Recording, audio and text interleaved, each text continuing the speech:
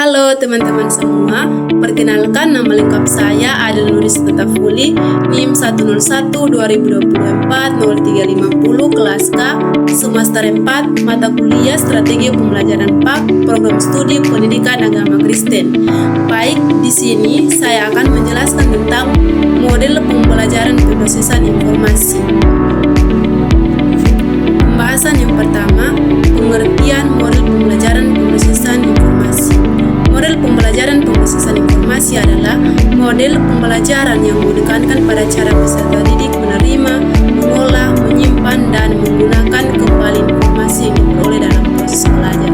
Model ini juga berlandaskan teori belajar kognitif yang memandang belajar sebagai proses mental seperti berpikir, memahami, mengingat, dan memecahkan masalah.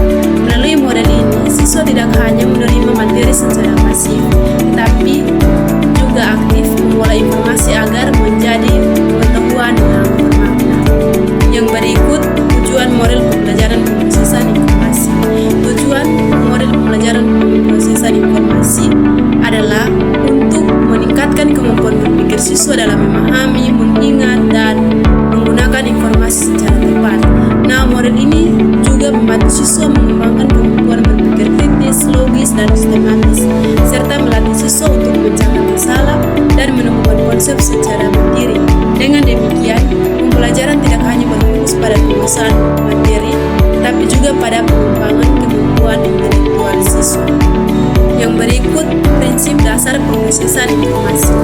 Prinsip dasar model ini adalah bahwa belajar terjadi melalui proses menerima stimulus dari lingkungan, kemudian informasi tersebut dipersepsi, diperhatikan, diolah, disimpan dalam ingatan, dan digunakan kembali saat diperlukan. Nah, dalam proses ini, siswa perlu memusatkan perhatian pada informasi yang penting, serta menghubungkan informasi baru dengan pengetahuan yang telah dimiliki sebelumnya. Oleh karena itu, keberhasilan belajar sangat dipengaruhi oleh kemampuan siswa dalam proses informasi secara aktif. Yang berikut, tahap-tahap pemrosesan informasi.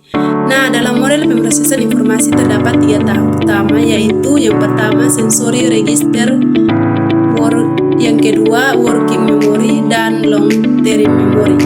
Nah, sensory register ini adalah tahap awal penerimaan informasi melalui alat indera. Yang kedua, working memory adalah tempat alat indera atau tempat berlangsungnya proses berpikir secara sadar seperti memahami dan menghubungkan informasi baru dengan pengetahuan lama. Yang ketiga, long term memory adalah tempat penyimpanan informasi dalam jangka panjang sehingga informasi yang telah dipahami dapat diingat dan digunakan kembali saat dibutuhkan. Yang berikut, karakteristik dan kelebihan model pemrosesan informasi. Model pembelajaran pemrosesan informasi memiliki karakteristik yang berpusat pada siswa dan menekankan aktivitas mental dalam belajar. Nah, siswa didorong untuk aktif memperhatikan, memahami, mengolah, dan menyimpulkan informasi, sedangkan guru berperan sebagai fasilitator yang membimbing proses belajar siswa. Kelebihan model ini adalah dapat melatih kemampuan berpikir kritis, meningkatkan daya ingat, membantu siswa memahami materi secara lebih mendalam, serta menjadikan pembelajaran lebih aktif dan bermakna. Sekian penjelasan singkat dari saya. Terima kasih, Tuhan Yesus memberkati.